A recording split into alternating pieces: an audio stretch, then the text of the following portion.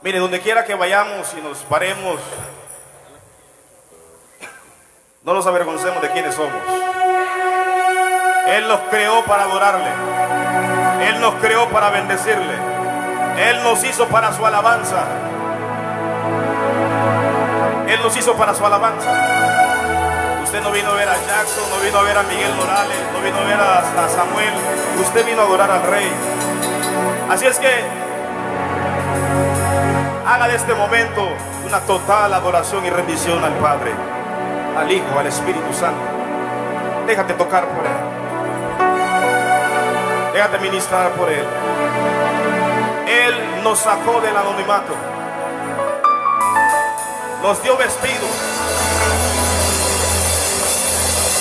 Antes no éramos pueblo, pero Él ha hecho de nosotros una nación santa, un pueblo adquirido. Si eso no es una buena noticia para usted, se puede quedar callado, se puede quedar sentado.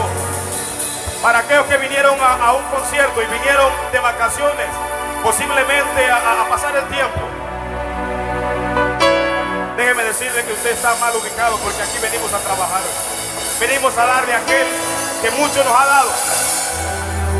Así es que, si no es mucho pedirle, yo le voy a suplicar que se ponga de pie.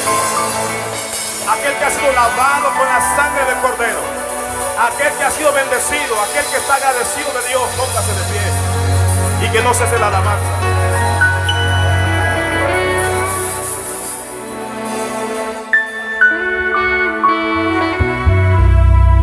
Señor Jesús, vamos a cantar este canto todos juntos. Nos vamos a unir en adoración al Rey.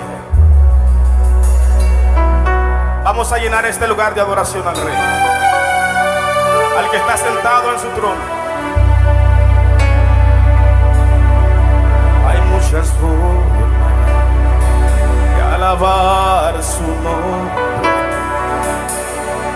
de exaltarte, oh Jehová. Hay muchas formas de magnificar